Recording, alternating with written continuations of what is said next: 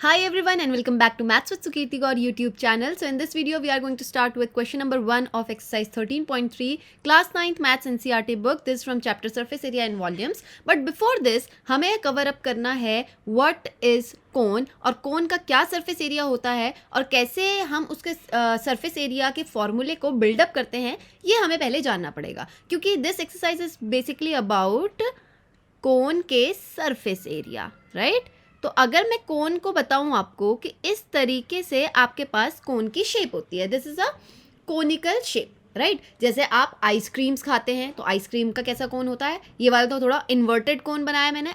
Ice cream का कोन इस तरीके से होता है, ठीक है, इस तरीके से आइसक्रीम का कोन होता है। बाकी ये वाले क्या है, आपकी एक जोकर की कैप ले लो, है ना, या हम बर्थडे में जो कैप पहनते हैं वो ले लो। तो these are all the examples of cone. तो ये सारी कोनिकल शेप्स हैं। अब कोन के पास कौन कौन से सरफेसेस होते हैं, तो क्या आप मुझे बता सकते हो कि जब हम इस तरीके से, है ना, इस तरीके से एक कर्व को एक ऐसे पॉइंट तक लेके आते हैं तो हमारे पास जो शेप निकल के आती है वो उसका ये कर्व्ड एरिया ऑफ अ कोन होता है, राइट। और अगर आप इसके बेस की तरफ देखेंगे तो ये वाला पार्ट जो इसका होता है ये कैसा होता है, सर्कुलर होता है, राइट। तो इसके पास टू सरफेस हैं, एक तो है कर्व्ड सरफेस, है ना। आपने अपनी बर्थडे कैप आप देखो तो उसमें एक होता है उसका कर्व्ड सरफेस, प्लस दूसरा एरिया क्या होता है उसके पास, बेस एरिया जो कि किस शेप में है, सर्कुलर शेप में होता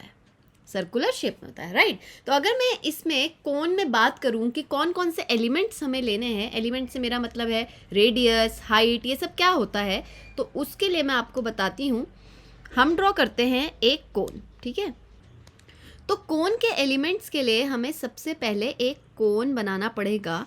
तो ये पार्ट होता है कोन का कर्व्ड सरफेस, राइट। और यहाँ पे अगर मैं इस तरीके से एक सर्कुलर बेस बना दूं तो ये वाला पार्ट इसका बेस एरिया है, राइट। बेस के पास जो सर्कल है उसके पास क्या होगा, रेडियस होगा, राइट।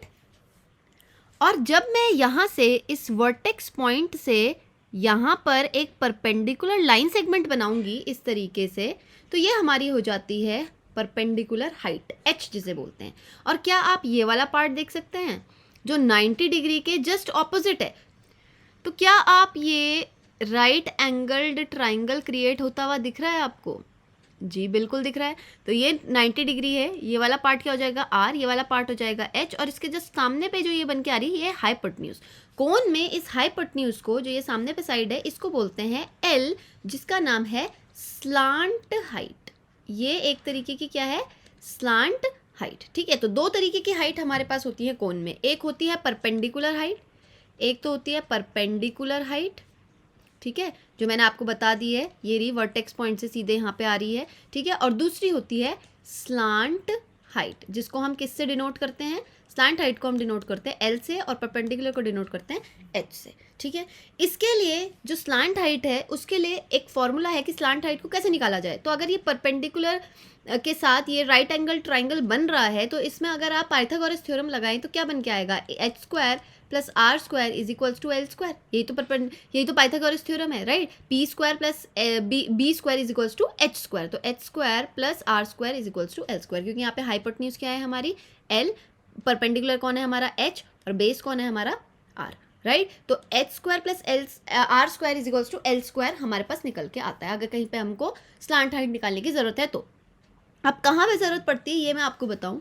कर्व्ड सरफेस की जब हम बात करें, एक TSA ऑफ कोन की जब मैं बात कर रही हूँ तो उसके पास कौन कौन सा सरफेस है, एक तो कर्व्ड सरफेस है, दूसरा बेस एरिया है। तो कर्व्ड सरफेस का फॉर्मूला होता है पाई आर एल, ठीक है, ये आपको याद रखना है।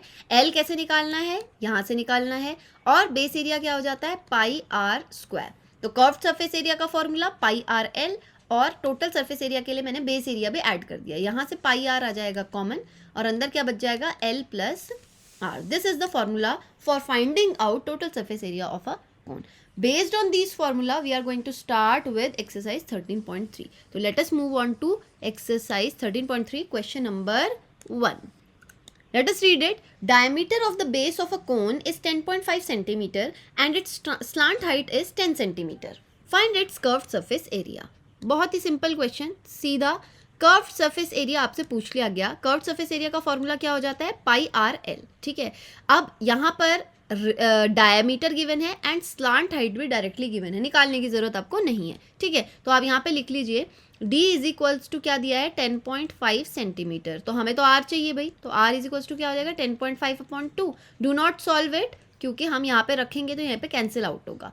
और क्या दिया है हमें, slant height l is equals to 10 centimetre, ठीक है ना। तो कंफ्यूज नहीं होना स्लांट हाइट और परपेंडिकुलर हाइट में। स्लांट से मतलब होता है थोड़ा सा, स्लांटिंग मतलब थोड़ा सा एक एंगल पे बनाई गया, एकदम स्ट्रेट नहीं, ठीक है। तो ये स्लांट हाइट इसलिए बोला गया है इसे, राइट। तो यहाँ पे हम वैल्यूज रख देंगे, C S A is equals to 22/7, R will be 10.5/2 and L is 10. So remove this decimal, it will give you 10 in the denominator, right?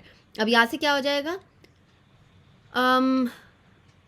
5 से करें, 2 ज़ा 10, 5 1 ज़ा 5, ये 5 2 ज़ा 10 आ गया, यहाँ से ये 2 11 ज़ा आ गया, ठीक है। तो ये कितना हो जाएगा, 21 × 11 × 10, और ये भी कैंसिल हो रहा है, 2 1 ज़ा 2, 2 5 ज़ा 10, तो ये 10 की जगह क्या है यहाँ पे 5, ठीक है। ये 10 की जगह क्या है यहाँ पे 5, तो नीचे क्या आ गया, सिर्फ और सिर्फ 7, तो 7 3 ज़ा 21, ये भी कट रहा है, ठीक है ना। तो ये पूरा आ जाएगा 11 3 ज़ा 33, 33 × 5 विल गिव यू 5 3 ज़ा 15, 5 3 ज़ा 15 + 1 इज 165 सेंटीमीटर स्क्वायर। सारी यूनिट सेंटीमीटर में थी, तो ये एरिया आपका C S A curved surface area आपका कोन का आ गया, ठीक है। हम स्टार्ट करेंगे question number 2 from next video. If you have understood the solution, please like the video. If you haven't subscribed the channel yet, please subscribe to the channel. Also hit the bell icon so that you never miss any update. If you have any query regarding this question or any another question to ask, please comment me in the comment box. Till then, take care. Bye bye.